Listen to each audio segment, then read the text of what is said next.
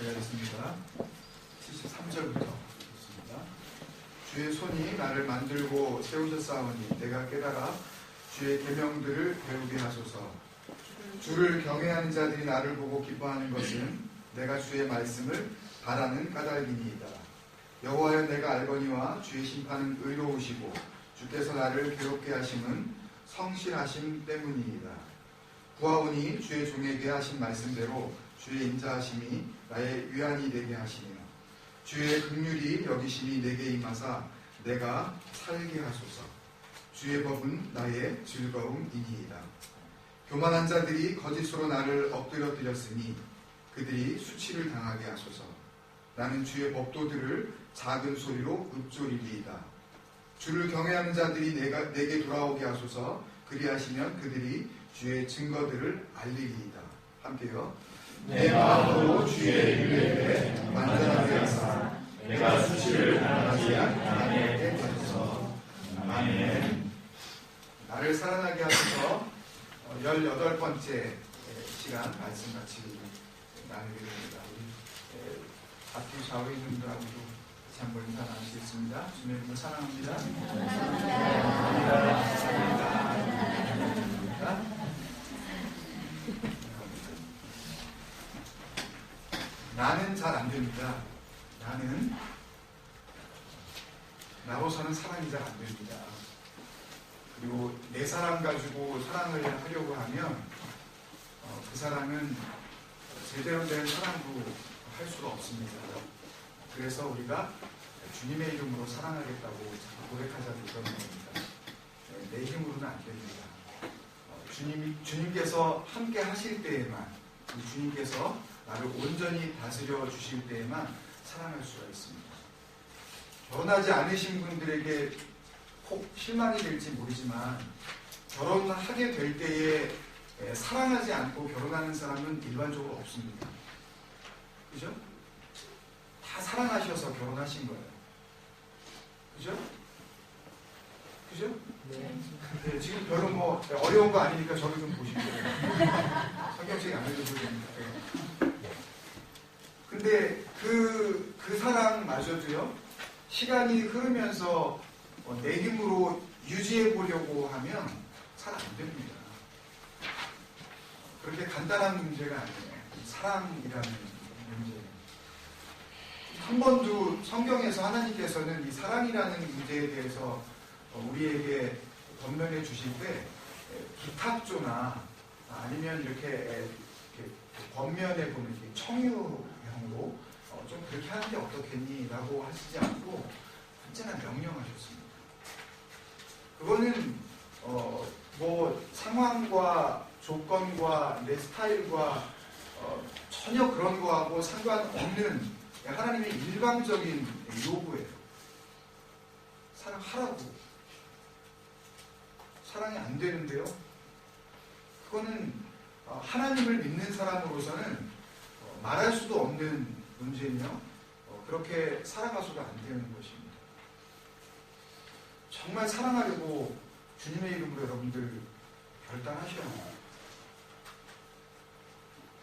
하나님께서 한 개인을 부흥시키시고 또 그 부흥된 개인들이 함께 모여 하나님의 뜻을 이루고자 단순히 to be의 삶으로 끝나는 것이 아니라 나 됐다 이제 나 하나님과 함께 하고 있다 라는 것으로 절대 끝나지 않습니다. 하나님과 함께 하는 사람은요, 오늘 찬양인도자께서도 말씀해 주셨지만 하나님과 함께 하는 것은 절대 끝나지 않아요. 하나님과 함께 하는 사람은요, 이 to be의 삶을 온전하게 사는 사람들은 to do의 삶을 반드시 살아가게 됩니다. 순서가 분명해요. 뭘 해서 하나님과 함께 하는 것이 아니라 하나님과 함께 하기 때문에 뭔가 하기 시작하는 겁니다. 그것 가운데 가장 중요한 게 뭐예요? 그게 사랑이에요. 어제 고린도 후서 3장 16절의 말씀을 가지고 김미영 권사님 가정 2주 감사 예배를 드리면서 나누었는데요. 그 위에 나오는 이 말씀을 보면은요, 사랑에 대한 이야기가 나옵니다. 선을 행하되 낙심치 말하는 거예요. 이 고린도후서 3장에 나오는 이 말씀의 병행 구절이 갈라디아서 말씀입니다. 갈라디아서 6장 9절에도 동일한 말씀이 나오는데 너희가 선을 행하다가 뭐 하려고요? 낙심치 말지. 개역개정 성경, 지금 우리가 쓰고 있는 성경에는 포기하지 아니하면이라고 의역을 했는데요. 전에 쓰던 성경에 보면은 피곤치 아니하면 때가 이름에 뭐 하게 된다고요? 거두리라. 그러고 라고 그 다음에 우리에게 한 번 더 권면을 하는 성경의 이 부탁은 뭐냐면요. 모든 사람에게 뭐를 행하라? 착한 일. 착한 행실을 통하여서 모든 사람들을 섬겨라. 근데 그 모든 사람들 중에서 누구에게 더하라? 더욱 믿음의 지체들, 믿음의 가족들에게 더해라. 이때 이 착한 일, 이게 바로 선을 행하라, 선을 행하다가 낙심치 말라 할 때 그 선에 대한 성경의 주석이거든요. 착한 일이라는 단어가 이 아가돈이라는 단어입니다. 금방 느끼듯이 아가페에서 파생될 또 하나의 단어입니다. 조건 없이 주는 거예요. 따지지 않는 거예요. 내가 왜 줘야 되는데요? 내가 왜 베풀어야 하는데요? 내가 왜 나눠줘야 하는데요? 내가 그 사람과 왜 말을 섞어야 하는데요? 그 사람에게 왜 내 시간을 나눠줘야 되는데요? 내가 왜 그 사람한테 내 마음을 줘야 되는데요? 내가 왜 그 사람을 심지어 뭐예요? 사랑해야 되는데요? 라고 질문을 할 수 있는 이성적인 판단 능력을 가지고 있는 우리들에게 하나님은 권면하십니다. 아가도 조건 없이 줘라. 죄는 물리쳐야 합니다. 악함은 거절해야 합니다. 그렇지만 존재, 그 사람 자체는 우리가 비호해서는 안 되는 것입니다. 우리 공동체가 진정한 하나님 앞에서 부흥을 맛보기 위해서는 아가돈의 공동체가 되어야 합니다. 착한 일을 행하되 조건 없이 착하게 합니다. 내가 그 사람에게 왜 일을 해야 할까? 내가 그 사람에게 왜 이걸 먹여야 할까? 내가 왜 그 사람과 시간을 공유해야 할까? 내가 왜 그 사람에게 이런 걸 알려줘야 할까? 이런 것을 아예 마음 가운데 생각지도 않는 그런 마음이 우리 심령 안에 기본적으로 있어야 해요. 그래야 우리 공동체 가운데 하나님이 허락하시는 진정한 하나님께서 착한 일을 시작하실 때 그 착한 일에 동참하는 동역자의 공동체가 되어질 수가 있는 줄 믿습니다. 아멘. 그것이 바로 하나님의 말씀 앞에 민감할 때 나타나는 삶의 모습입니다. 하나님의 말씀에 민감한 삶을 살아가는 사람들은 센서티브하게 말씀을 하면 그 말씀대로 어떻게 하면 내가 살아갈까? 이건 종교 행위를 이야기하는 게 아닙니다, 여러분. 율법적으로 내가 어떻게 하면 그리스도인다운 삶을 살아가는 어떤 교리적으로 내가 흐트러짐 없는 삶을 살아갈까라는 그런 이야기를 하는 게 아닙니다. 하나님과 그리고 나를 사랑하시는 그분과의 관계에서 그 릴레이션십 때문에 내가 그렇게 살고 싶어서 간절한 마음으로 나오는 자발적인 삶의 모습이에요. 센서티브한 거예요. 말씀이 딱 떨어졌다. 하나님의 말씀이 나에게 주어졌다.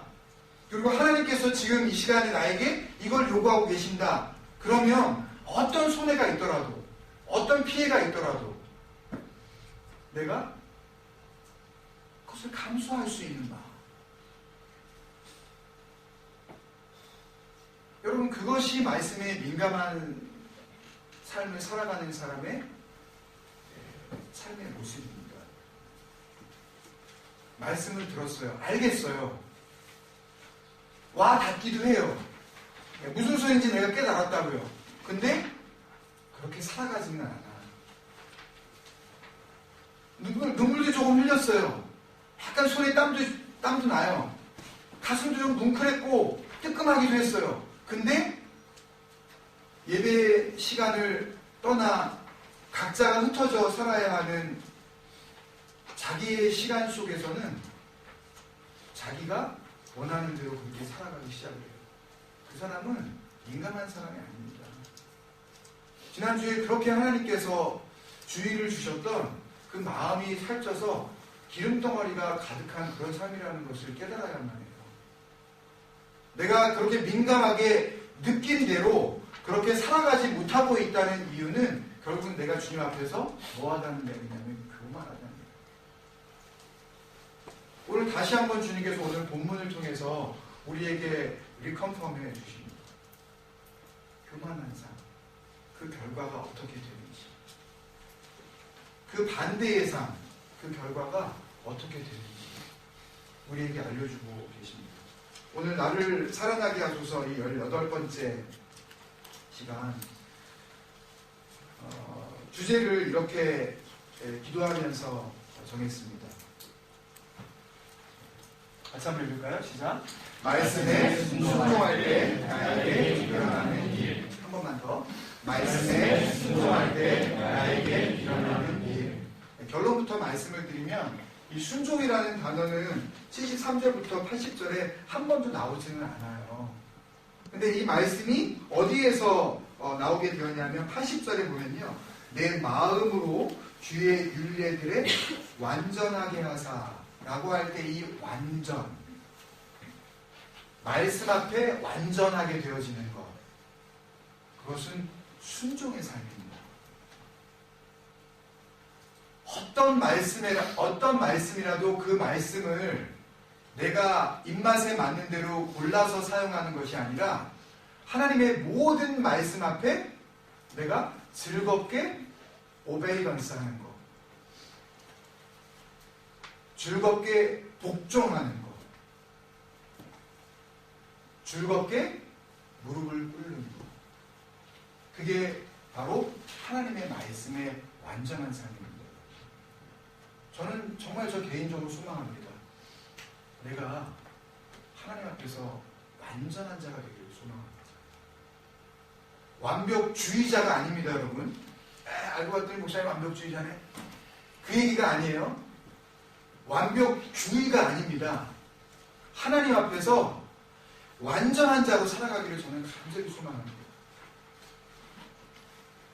하나님께서 보시고 지금 이 시간도 마찬가지지만 주님께서 오실 바로 그날 온 that day에 나를 보시고 내가 내 앞에서 완전하였다 라고 그렇게 저는 칭찬받고 싶은 간절한 소망이 있습니다. 이 부분에서만큼은 2등하고 싶지 않아요. 이 부분에서만큼은 1등하고 싶습니다.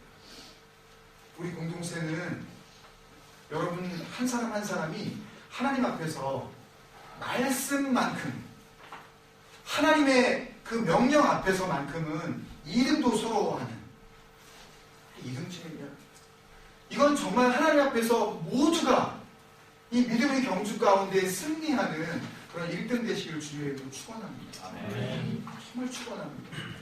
간절히 기도합니다. 우리 교회에 그런 공동체 되게 하여 주옵소서. 말씀 앞에서 완전하게 하여 주옵소서. 오늘 그것들을 좀 간단히 정리를 해서 말씀을 드리려고 합니다. 73절부터 이 80절까지의 이 말씀은요, 전체 22개의 히브리 단어, 각 단어마다 8절씩 해서 22개 달라고 176절까지 진행되어지는 이 시편 119편의 말씀 가운데 10번째 단락입니다. 요드라는 이 10번째 히브리 이 알파벳으로 시작되어지는데요. 이 요드라는 이 단어는 사실은 이 단어라기보다는 이게 이 부호입니다.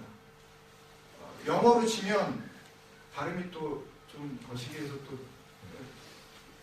반응이 또 이상한 반응이 나올지 모르지만 어포스트로피예요. 어포스트로피. 요 쉼표가 아니라, 밑에 있는 쉼표가 아니라 위에다가 찍는 거. 이렇게 인용구 같은 말이 이렇게 어포스트로피. 맞아요? That's the right? 위에 찍는 작은 따옴표. 점 하나 찍는 거예요. 이 점 하나 찍는 거지만 저는 이 10번째 행을 보면서 이 점처럼 결코 사소하지 않다. 마태복음 5장 18절에 진실로 너희에게 이르노니 천지가 없어지기 전에는 하나님의 말씀 가운데 율법에 뭐와 뭐도 없어지지 않냐고 다 이르리라. 1.1획도 할 때 그 1점이 바로 요드입니다. 점 하나도 없어지지 않는다. 주님은요, 하나님의 그 말씀 가운데 이 점 하나, 뭐 있어도 그만, 없어도 그만일 수 있는 그 점 하나, 그것도 사소하게 여기지 않으시는 주님이십니다. 그 점 하나에 자신의 생명을 거시는 주님이시라면 하물며 그 말씀을 받은 우리들이야 어떻겠습니까? 온전히 행하는 겁니다. 절대 변개하지 않는 겁니다. 그 말씀 앞에서 내가 그 말씀을 나의 이익을 위하여, 자기 합리화를 위해서, 자기의 필요 때문에 적당히 손보고 고쳐서 취사 선택하는 그런 삶을 우리는 절대 살아갈 수가 없는 것입니다. 요드라는 이 작은 점으로 시작되어지는 이 단어로 시작하는 이 8절의 말씀이 이 점처럼 결코 사소하지 않다는 것을 오늘 같이 좀 나누었으면 좋겠습니다. 이렇게 정리를 했습니다. 그 다음 말씀을 보면 오늘 말씀에서 우리가 만나는 두 사람이 있는데요. 지난주에 우리가 극명하게 말씀을 통해서 두 갈래의 길을 우리가 확인할 수 있었는데 그것을 한 번도 주님께서 말씀을 통해서 루미네이션 하게 해주신다고 저는 믿습니다. 한 번으로 안 된다 이거. 왜냐하면 사실 여러분 말씀을 듣고 나서 잘 기억이 안 되시잖아요. 그죠? 이게 남아있어야 되는데요. 이게 그냥 싹 지나가 버린다는 말이죠. 그때는 되게 좋았어요. 마치 그 좋았던 마음이 어느 정도 좋으셨었냐 하면 평생 내가 이 말씀만큼은, 이 설교만큼은 잊지 않을 것 같다라는 생각을 했었던 그 좋음, 그렇게 좋았었던 말씀도 잊어지시죠? 안 잊어지셔요? 잊어져요. 그게 사라지더라고요. 그게. 하나님께서 강조에 또 강조를 하시는 이유는 저는 다른 데 없다라고 생각을 합니다. 너무너무 중요하기 때문에. 그거 놓치면 다 놓치는 거거든요. 이거를 간과하면, 이것을 이그노어해버리면, 이것을 그냥 무시하고 파스하고 지나가 버리면, 그러면 본질적인 것을 놓치고 온전한 삶을 살 수 없기 때문에 주님께서 강조에 또 강조, 그리고 또 다시 다음 주에 한 번 또 강조해 주십니다. 그래서 이것을 받아들일 때 우리의 마음이 참 재미없다. 지난주에 했던 설교나 이번주에 했던 설교나 똑같네. 같을 수밖에 없어요.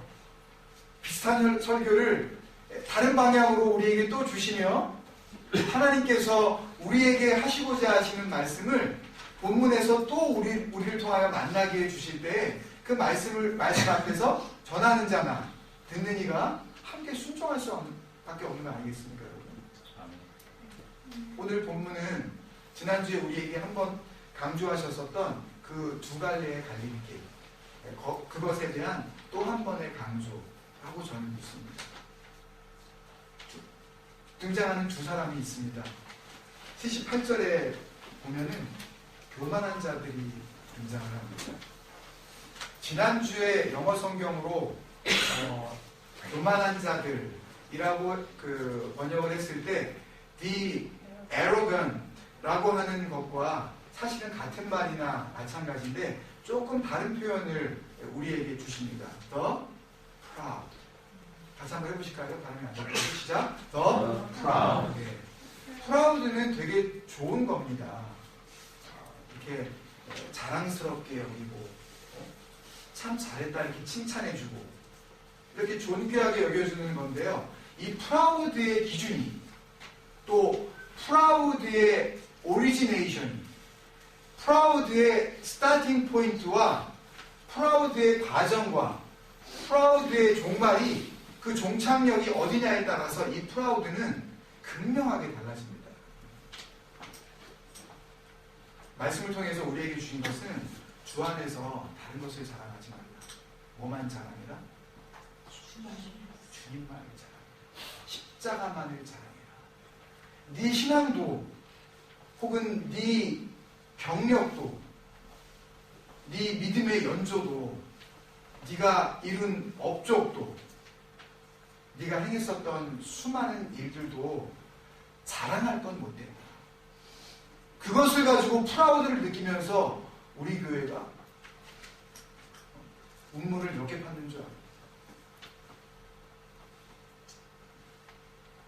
아프리카 오지에 가서 돕는 것도 중요해요. 그럴 때 어떻게 해야 돼요? 구제할 때 누구에게 보이려고 하지 않아요. 사람에게 보이려 하지 않아요. 왜? 그렇게 하는 사람마다 뭐라 그러셨어요? 지난주 They receive their reward already in fully. 다 받은 거예요. in full. 끝났다 이거예요. 받을 사람도 없다 이거예요. 근데 왜 그거를 드러냈냐는 거예요. 정말 주님의 이름으로 그렇게 헌신하고 그렇게 봉사했고 그렇게 자신을 드렸고 그렇게 삶을 드렸다면 그러면 주님 앞에 영광 돌리고 자기는 여전히 주님 앞에 뭐예요? 여전히 무익합니다. 집사님 말씀하신 대로 내가 아니더라도 하나님 하실 수 있었어요. 내가 아니더라도 다른 사람을 사용하실 수도 있었지만 아이의 사람을 사용하지 않고서도 하나님 당신 혼자 얼마든지 감당할 수 있으시겠어요? 없으시겠어요? 저는 있으시다고 믿습니다. 우리와 굳이 하나님께서 동역하시고자 하시는 이유는 하나님께서 너무 힘드셔서 내가 하려니까 좀 귀찮아서 니네 한번 해볼래? 라고 하면서 이것도 다 훈련이라고 생각해 라고 그렇게 우리를 꼬시는 것이 아니라고 저는 생각을 해요. 그 고난과 고통과 그 훈련과 그 시련 가운데에 우리를 함께 동참하게 하심으로 우리에게 어떤 유익이 있는 거예요? 우리에게 영적 유익이 있는 거예요. 그것을 통해서 사실은 하나님께서 쓸모없는 우리들을 사용을 하시지만 하나님께 유익되어지는 것보다 누구에게 유익이 있는 거예요? 우리에게 유익이 있는 겁니다. 어떤 면으로는 하나님이 우리를 필요로 하지 않으셔요. 그렇지만 우리가 주님 앞에 필요로 여겨지고 우리가 주님 앞에 쓰임을 받을 때 누가 좋은 겁니까? 누가 좋은 겁니까? 하나님은 굳이 우리의 찬양을 받지 않으셔도 여러분이 찬양하는 가운데 얼마나 마음이 뜨거워지고 이미 하나님 앞에서 나는 찬양하겠다. 찬양할 수밖에 없다. 나는 이 찬양 가운데 내 마음과 몸을 드린다. 라고 오늘 찬양을 하셨는지 모르겠지만 저는 정말 그렇게 믿습니다. 여러분. 그렇지만 우리가 지금 찬양하지 않아도 이미 하나님은 존귀하신 대로 존귀하신 분이에요. 우리의 긍부정을 떠나서 내가 하나님을 존귀하다 하든 말든 하나님은 기존하신 하나님이십니다. 아멘이십니까? 네. 내가 찬양을 두 손을 높이 들고 찬양을 하고 눈물을 흘리면서 감격했다고 하나님이 높아지시는 것이 아니라고요. 이미 하나님은 누구의 영광을 받지 않으셔도 영광을 다 받으실 만한 그런 존재이신 줄을 우리는 믿어야 합니다. 그렇게 찬양을 하면 누구에게 복이 있는 거예요? 복이 있는 겁니다. 그렇게 뜨겁게 찬양을 하면 내 안에 속사람이 변화가 되어지고 하나님께서 땅이 아닌 하늘 위에서부터 공급하시는 놀라운 평화를 주시기 때문에 우리에게 유익이 있는 거예요. 그것 때문에 하나님께서 오늘도 우리를 불러주시는 거 아니겠습니까? 근데 the proud, 이 교만한 자들은요, 자기를 자랑합니다. 자기의 것을 드러냅니다. 내가 이룬 것, 내가 한 일, 내가 지나온 내 삶의 족적들을 이야기합니다.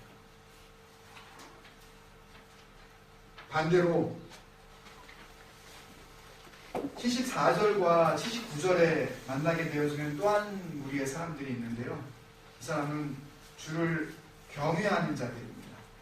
영어 성경에는 이것을 those who fear you, 당신을 두려워하는 그들이라고 했지만 이 히브리어 단어 야레이라는 단어, 두려워하다라는 단어의 본래의 의미를 한마디로 제가 붙여서 이렇게 불렀습니다. The reverent.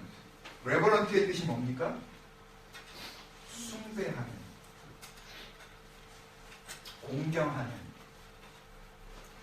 우리가 이해하기 쉬운 말로 하면 예배하는. 자기를 자랑하는 게 아니라 누구를 자랑하는 거예요? 예배하는 자는 주님을 자랑하는 자죠. 예배 자체가 의미하는 것은 하나님 자랑 아닙니까, 여러분? 하나님이 나에게 하신 것, 그 모든 것들에 감격하면서 주님을 높이는 것, 그것이 예배 아니에요, 여러분? 그죠? 그래서 the reverent 라는 것은 하나님을 경외하는 자들의 축약된 단어라고 저는 믿습니다. 예배자. 자랑할 것이냐, 예배할 것이냐. 목사님들을 부를 때요, 파스터라고 부르기도 하지만 또 한 가지 호칭이 있습니다. 레버런트. 우리가 하나님 앞에서 하나님을 경외하고 하나님을 참으로 예배하는 자가 되면 이미 그 삶은 사람 앞에서뿐만 아니라 하나님 앞에서 목회자다운 그런 인정을 받는 줄로 믿습니다. 우리 모두는 하나님 앞에서 그런 의미에서 목회자입니다. 여러분들이 목회자예요. 저만 목회하는 사람이 아니라 여러분들도 목회자입니다. 아멘 하셔야 됩니다. 네. 왜냐하면 우리 하나님께 예배하는 자이기 때문에. 나는 목회자다. 한번 해보실래요? 나는 목회자다. 네, 굉장히 어색하십니다. 그 말이. 여러분이 더 레버런트예요. 하나님께서 보시기에 여러분들이 진정으로 예배하는 자라면 정말 여러분은 하나님께서 보시기에 그 어떤 거짓된 것들을 전하는 목회자보다 더욱더 진실되고 하나님께서 기뻐하시는 목회자인 줄로 믿습니다. 네.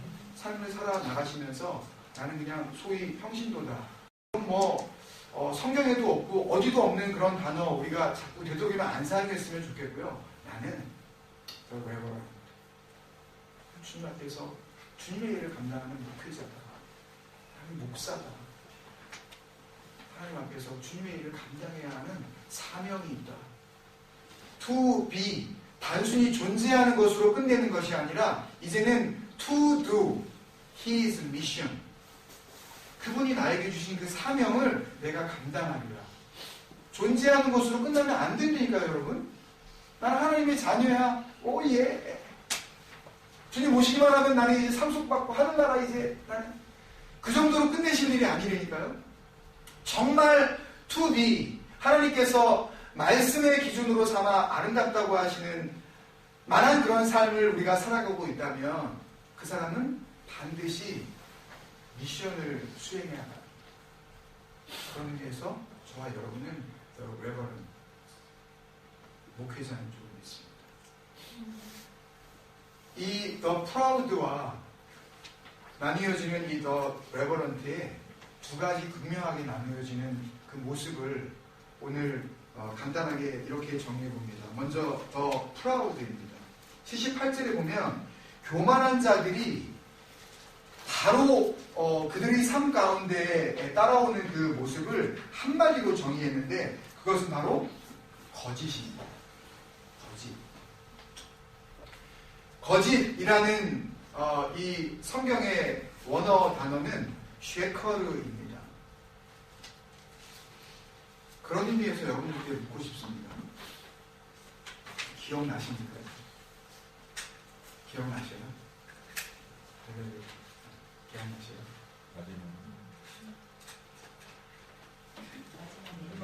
예. 네.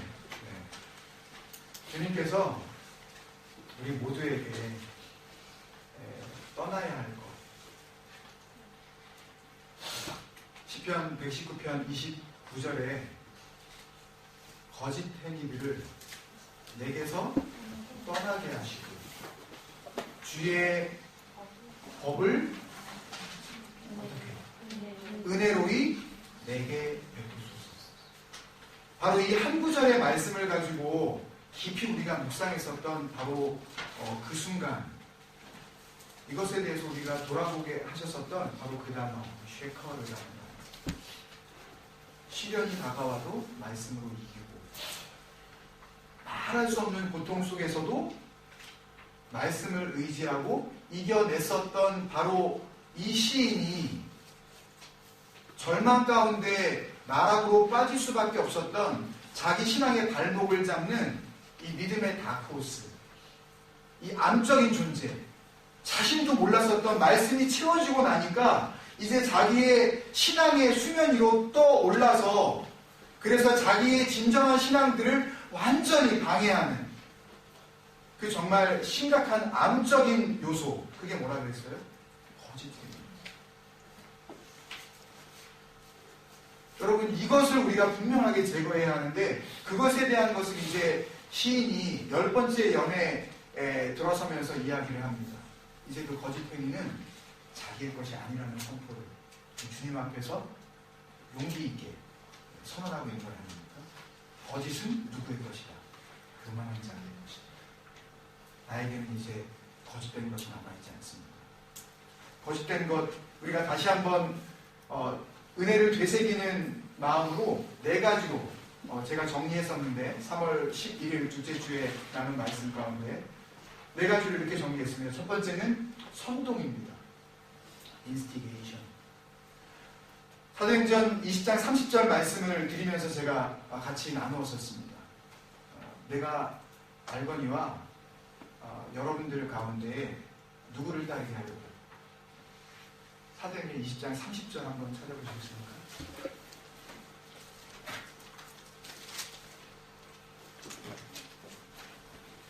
새로운 소리가 들리는 것 같았어요. 누구를 따르게 하려고? 자기를 따르게. 무슨 말로? 어그러진 말로. 이 디아스테레포라는 단어를 말씀을 드렸는데 어그러진 말, 선동하고 부추기고 마음을 흔들어 놓고, 그래서 마치 자기 생각이 주님 생각인 듯 그렇게 영향을 받게 만든 후에 결국은 주님을 따르게 하는 것이 아니라 누구를 따르게 만들려고? 자기 그 장로들을 따르게 만들고. 에베소에 있는 장로들을 일부러 부르지 않았습니까? 그래서 이야기합니다. 자기가 안수줘서 자기가 세웠던 그런 에베소 교회의 그런 믿음의 반석 같은 그런 장로들인데 내가 떠나고 나면 너희들 무슨 짓 할지 내가 다 안다.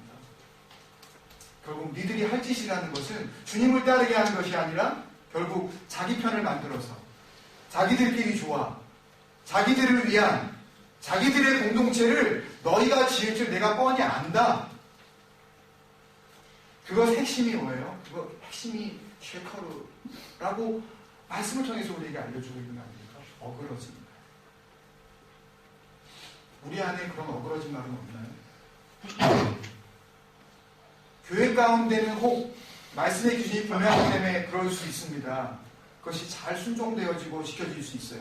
그렇지만 이것이 삶의 현장으로 돌아가고 나면, 특히 가정 속에서 부모와 자녀 가운데 이런 일들이 수시로 벌어진다는 것을 우리는 알아야 합니다. 자녀들에게 말을 할 때에 하나님을 따르게 하려는 것이 아니라 누구를 따르게 하려고? 부모를 따르게 하려고 아이들에게 어그러진 말을 하는 겁니다. 야, 네 인생 성공하려면 이렇게 살면 안 돼. 그렇게 해서 뭐가 되려고 그래? 거기에 정말 하나님의 마음을 담고 우리는 믿음의 사람이기 때문에 하나님의 말씀과 그 하나님의 소망, 비전을 담아서 그 말을 한다면, 그런 권면을 한다면 그것은 전혀 문제가 없습니다. 너 그렇게 해가지고 너 앞으로 험한 세상에서 어떻게 살아가려고 해? 너 그렇게 성공할 수 있을 것 같아? 참 죄송하게도요, 성경에서는 단 어느 구석에서도, 특히 신약 성경에 이르러는 성공이라는 단어를 한 번도 쓴 적이 없습니다. 오늘 말씀의 결론이나 마찬가지인데요, 주님께서는 저와 여러분 그리고 우리 자녀들의 성공을 기대하시지 않으십니다. 하나님은 저와 여러분 그리고 우리 자녀들의 성실함을 기대하십니다. 성공을 쫓아가는 사람의 결과가 있습니다. 오늘 그 말씀을, 결론의 말씀도 같이 나누려고 하는데, 일단 두 번째 말씀, 허위 사실을 인정합니다. 하나님의 말씀을 살짝 고치는 거죠. 창세기 3장에 나왔었던 인류 최초의 여인의 말씀의 변절, 말씀의 변개. 하나님은 반드시 죽는다. 그랬는데 여자는 죽을까? 세 번째, 고린도 후서 말씀이었죠. 고린도 후서 2장 17절 말씀을 통해서 이 모조품에 대한 이야기를 말씀을 드렸습니다.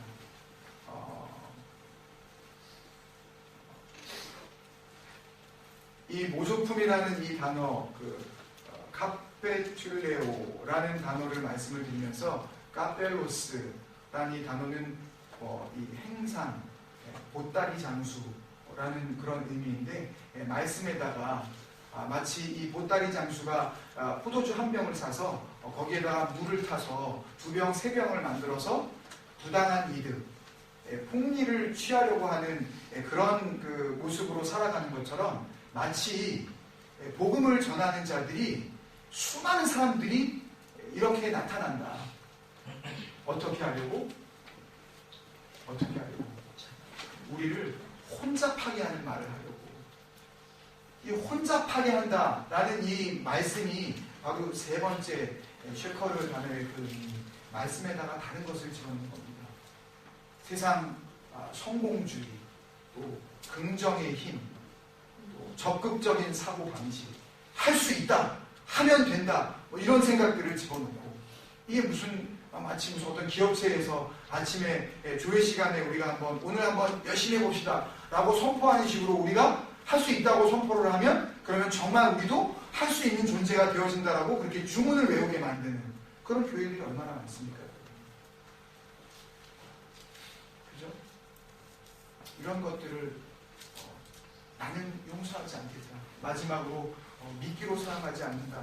고린도 후서 4장 2절에서 한 번 더 나온 말씀인데, 똑같은 혼잡해하는 말이라는 그런 말씀을 했지만, 이 돌로라는 단어를 제가 말씀드리면서, 돌로라는 단어는 이 allurement, 미끼라고 말씀을 드렸는데, 이 말씀을 던짐으로써 그들이 이 말씀을 미끼가 되어 덥석 물게 하고, 덥석 무는 순간 뭐를 잃는 겁니까? 생명을 잃는 거예요.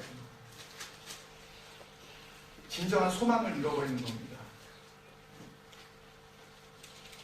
거짓은 이렇게 우리에게 우리의 삶 전체를, 우리의 신앙 기초 자체를 아예 송두리째 무너뜨리게 만드는 그런 신앙의 암적인 존재라는 것을 우리가 기억하면서, 두 번째, 이 The Reverent, 하나님 앞에서 예배하는 자들, 이들의 삶은 어떻게 주님 앞에 귀결되어지느냐. 80절 말씀에 보면, 내 말씀으로 주의 율례들에 완전하게 하사 라고 하는 말씀을 시작하면서 미리 말씀을 드렸는데요.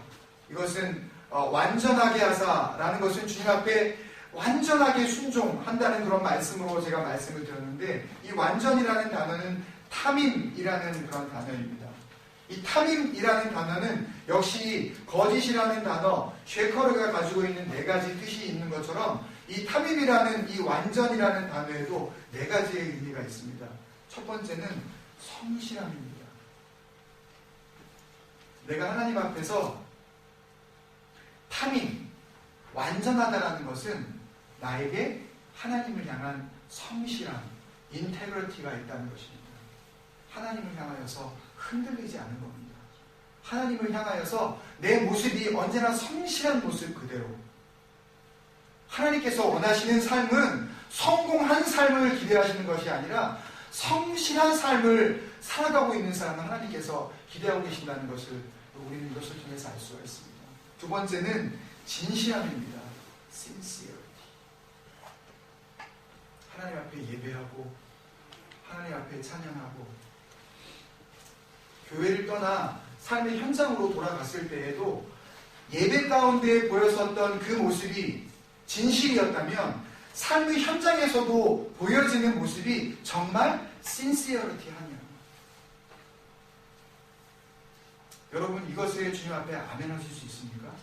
나는 예배 속에서 공동체 안에 보여진 지체들과 하나님 앞에 드러난 내 모습과 예배의 자리를 떠나 삶의 예배의 자리로 나아갔을 때의 나의 모습이 동일하다. 내 마음과 내 심령의 상태는 이렇게 모여 함께 있을 때나 각자가 흩어져 자기 삶의 영역, 그 현장에서 살아가고 있을 때나 내 말과 행동과 생각과 내 태도에 변함이 없는가? 이것이 뭐예요?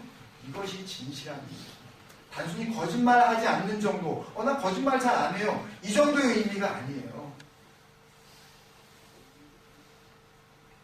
세 번째, spotlessness입니다.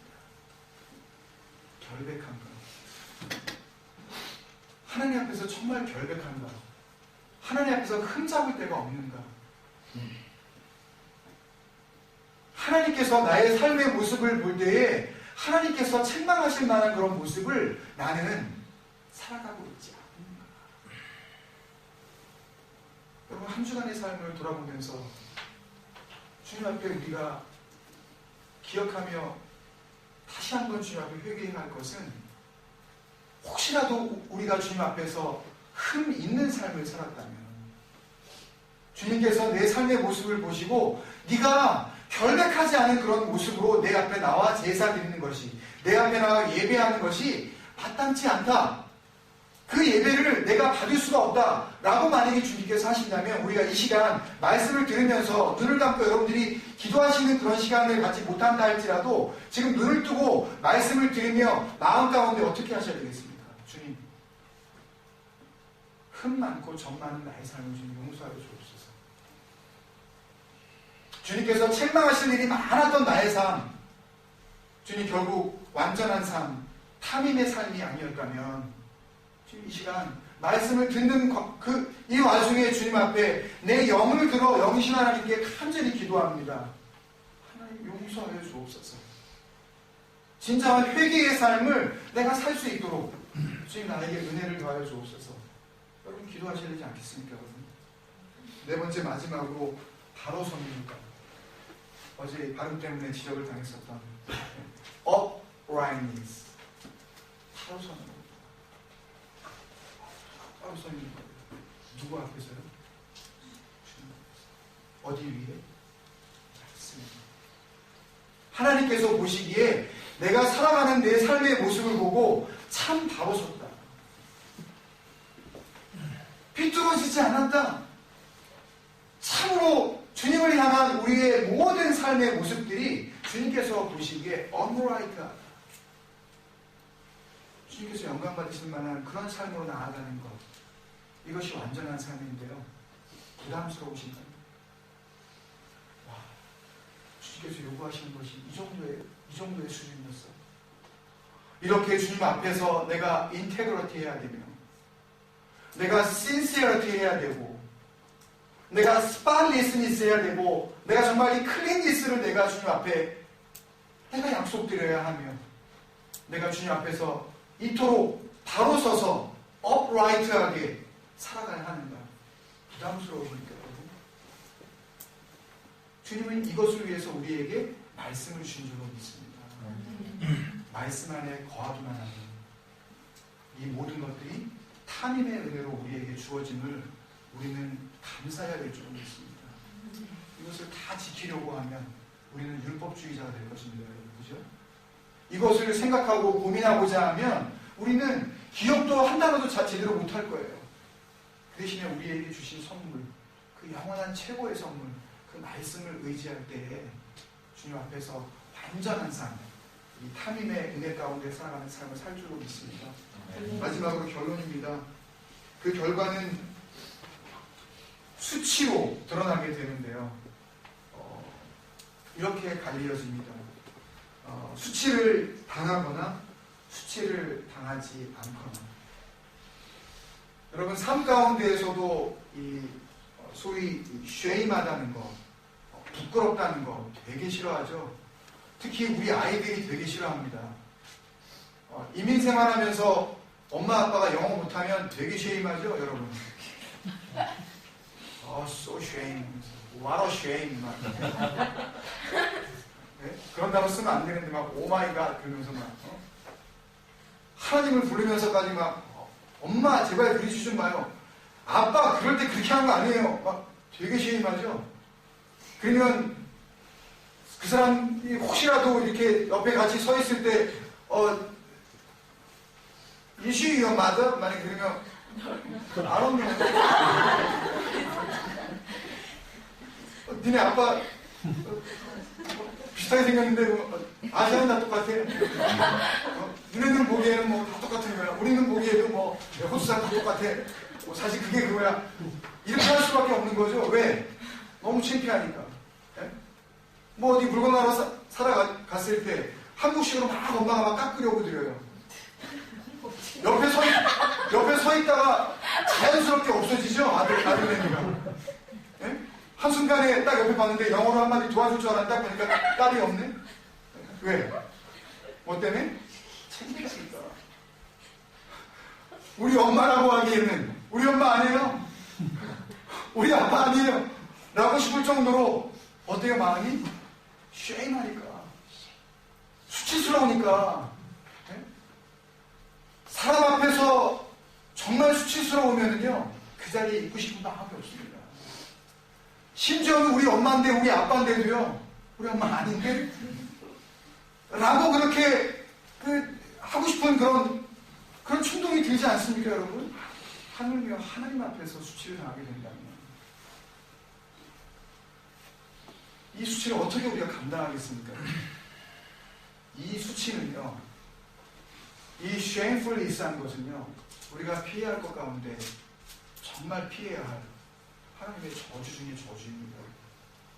하나님 앞에서 수치를 당하는 것. 수치라는 단어가 부시입니다. 외우기도 좋아요. 영어 누구 이름 같아서 외우기도 좋은데요. 이 부시라는 단어의 의미는 또 네 가지로 이렇게 정리할 수가 있습니다. shame, 망신을 당하는 겁니다.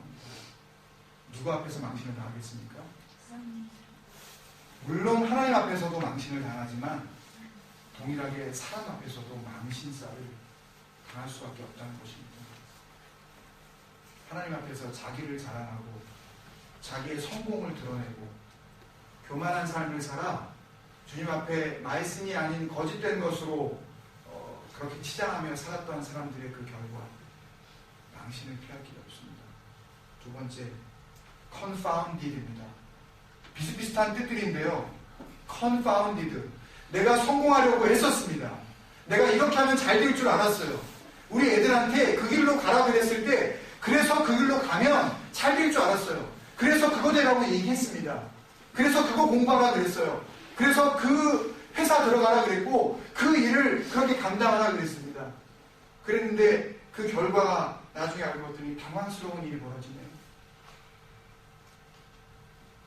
어떤 형제가 어떤 설교자의 말씀을 듣고 결단을 했습니다. 아, 영향력을 미치는 사람이 되어야 되겠구나. 그래서 법률가가 되라는 조언을 듣고 변호사가 됐어요. 변호사가 돼서 실제로 변호사의 일을 감당하기 시작을 하는데 삶 가운데 변호사로서의 자기의 역할을 감당하려고 애쓰면 애쓸수록 시간과 삶의 모든 영역에서 가는 갈수록 하나님과 멀어지는 것을 자기가 깨닫게 된 것입니다. 그때 이 형제가 저에게 와서 고백했습니다. 제가 집사일 텐데요. 집사님, 저는 그분이 말씀하신 대로 변호사가 됐습니다. 그런데 변호사가 되면 끝나는 줄 알았습니다. 변호사가 되는 걸로 자신이 하나님께 영광을 돌릴 수 있다고 생각을 했는데, 변호사가 된 후에 내가 어떻게 살아야 할지 그것을 알지 못하고 나니까 컨파운드, 당황스럽다는 거예요. 나이는 이제 먹을 대로 먹었고 가정은 이루었는데 변호사로서 살아남기 위해서는 주일이고 예배고 진정한 믿음의 삶이라는 것은 생각할 수도 없고, 완전히 변호사로서의 삶에 말 그대로 디보션, 헌신해야 하는데, 그러기에는 하나님을 향한 나의 마음이 여전히 불타오르고 있다는 거예요. 이것을 붙잡아야 할지, 이것을 포기하고 저 길로 가야 할지. 여러분, 이런 일들이 왜 벌어졌을까요? 변호사가 되는 것이 중요한 것이 아니라 변호사가 되는 그 과정 속에서 무엇을 붙잡았느냐, 변호사가 되는 그 과정을 통하여서 누가 역사하셨느냐, 변호사가 된 후에 내가 하나님을 향하여서 어떤 삶을 살아가겠느냐, 분명한 자신의 미션, 자신을 향하신 하나님의 뜻, 변호사가 된 후에 하나님이 쓰실 하나님의 그 사명을 본인이 깨달았지 못했기 때문에 단순히 변호사가 되는 것으로만 하나님께 영광 돌릴 줄 알고 마냥 달린 그 사람의 삶의 중간 지점에서 본인은 당황할 수밖에 없는 거 아닙니까, 여러분? 여러분, 뭐가 되고 싶으십니까? 뭐가 돼도 상관이 없습니다. 그렇지만 그 과정 속에서, 그리고 그것을 이루고 난 다음에 우리 자녀들이 또 우리의 삶 가운데 컨파운드 하지 않을 수 있는 유일한 방법은 말씀을 의지하고 말씀이 목표가 되어져서 말씀 안에 거하는 방법 말고는 아무것도 없는 것 같습니다. 자기가 변호사가 된 것을 프라우드하게 여기는 그 순간 하나님의 말씀으로부터 방황하게 되어지고, 내가 지킬 수 있는 말씀이, 지켜야 할 말씀이 나에게서 이미 멀어져 버렸다는 것을 알고 당황하게 되는 삶을 살 수밖에 없다는 것입니다. 세 번째는 컨퓨즈하게 됩니다.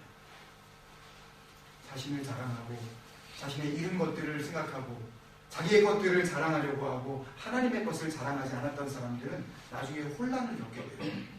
도대체 이것이 하나님께서 정말 원하시는 것인지, 아니면 하나님이 원하시지 않는 것인지, 이것이 하나님의 뜻인지, 아니면 우리 엄마 아빠의 뜻이었는지, 아니면 내 뜻이었는지 컨퓨즈하게 됩니다.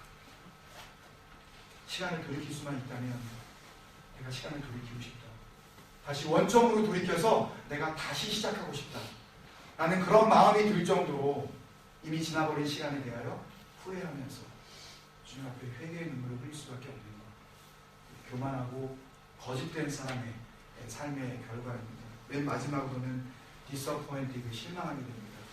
이 실망은 이 땅 가운데 있는 실망이기도 하지만 주님 앞에서 마지막 날에 받게 될 실망이기도 합니다. 마태복음 7장의 말씀으로 말씀을 마치려고 합니다. 마태복음 7장 22절에 보면 주님께서 오시는 그날에 많은 사람들이 주님께로 나와서 이렇게 말씀하실 거라고 주님께서 예고해 주셨습니다.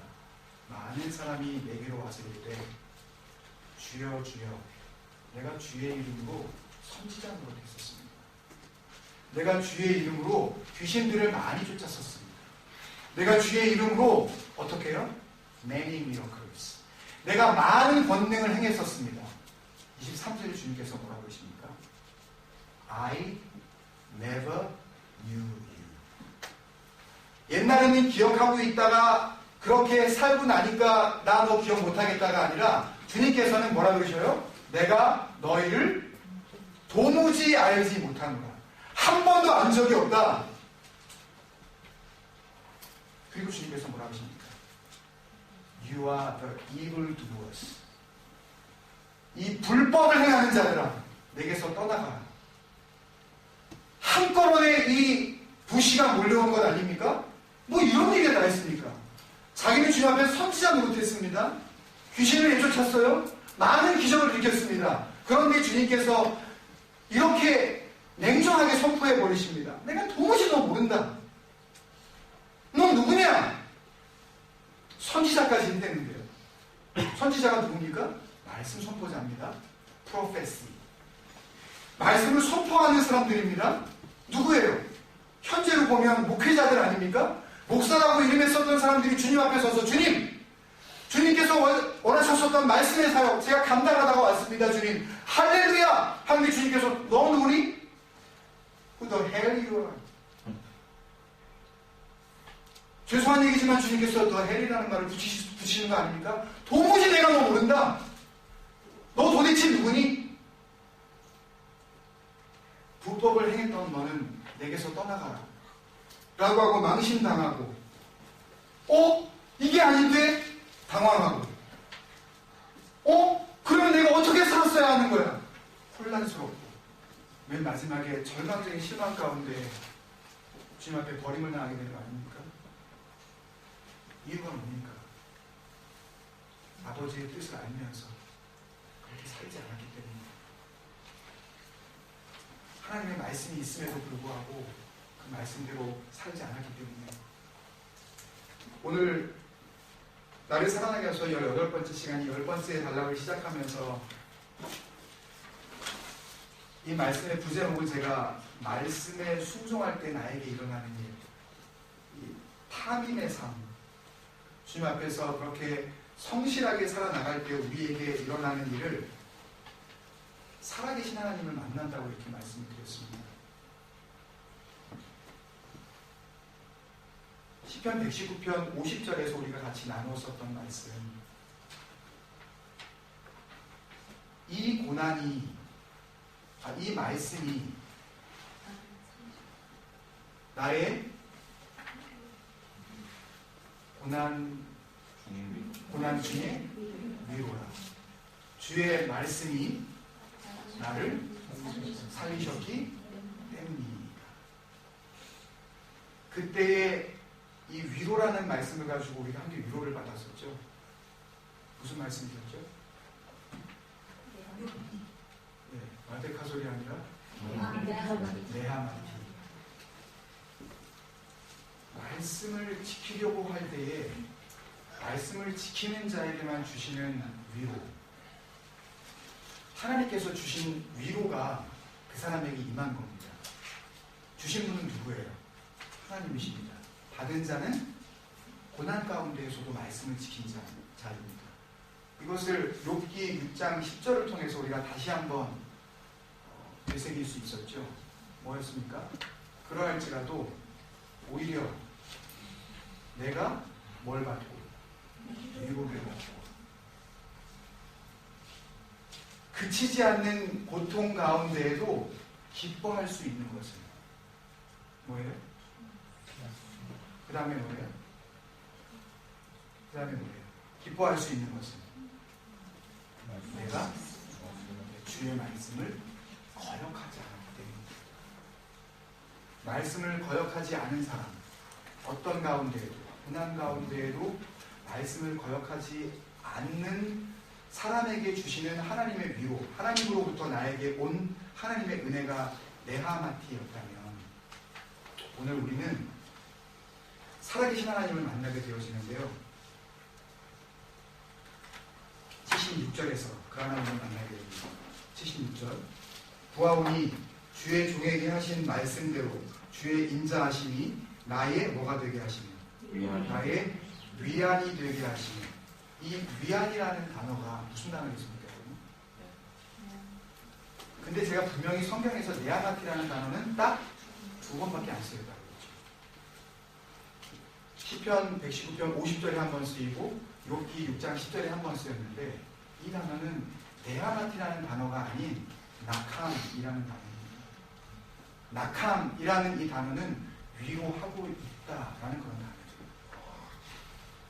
하나님이 살아계셔서 역사하시는 하나님께서 하나님의 손으로부터 이제 떨어져 나와 나에게 임하신 위로라는 어떤 명사형의 하나님의 은혜가 임하는 것이 아니라 살아계신 하나님께서 친히 자신의 손을 피시고 나를 어루만져주고 계시는 바로 그 하나님을 만나고 있는 겁니다.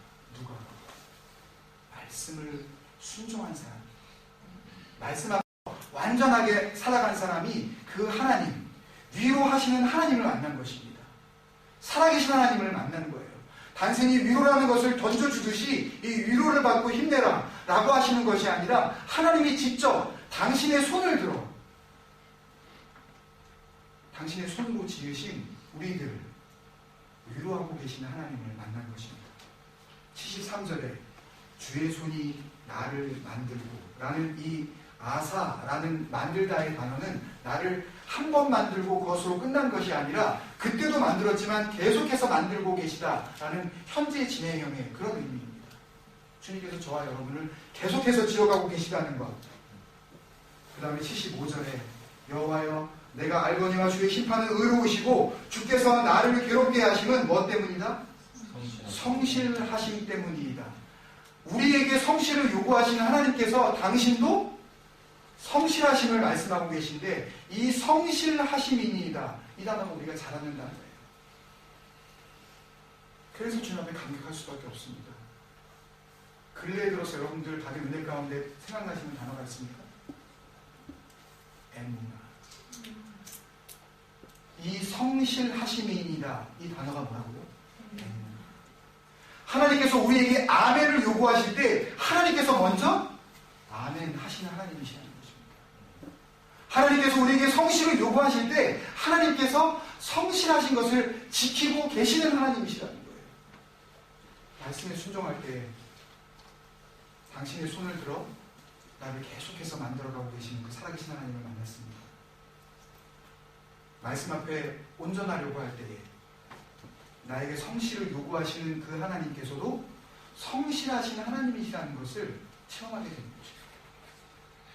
말씀 앞에 기뻐 복종할 때에 그 하나님께서 위로를 나에게 주시는 것으로 끝나는 것이 아니라 당신의 그 거룩하고 능력의 그 손을 내려 나를 직접 어루만지시고 다루시고 함께 하시는 위로하시는 하나님을 우리가 만날 수 있을 줄로 믿습니다.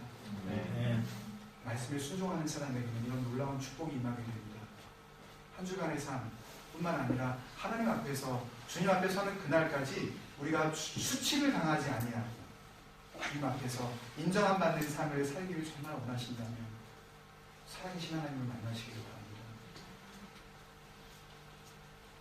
도저히 우리가 범접할 수도 없는 하늘나라 어디 먼 곳에 있는 그런 하나님이 아니라 오늘 찬양한 대로 나의 근심보다도 더 가까운 데 계신 하나님, 우리가 생각하는 것보다 말할 수 없이 나와 함께 하시는 그런 가까우신 하나님을 여러분들이 삶 가운데 체험하지 않는 이상 우리는 주님 앞에서 탐임의 삶을 살아갈 수 없다는 것을 우리가 알고 주님 나를 완전하게 하여 주옵소서. 살아계신 하나님을 삶의 모든 현장 가운데 체험하게 하여 주옵소서. 이 고백이 저와 여러분의 고백이 되시기를 주님으로 축원합니다. 아멘.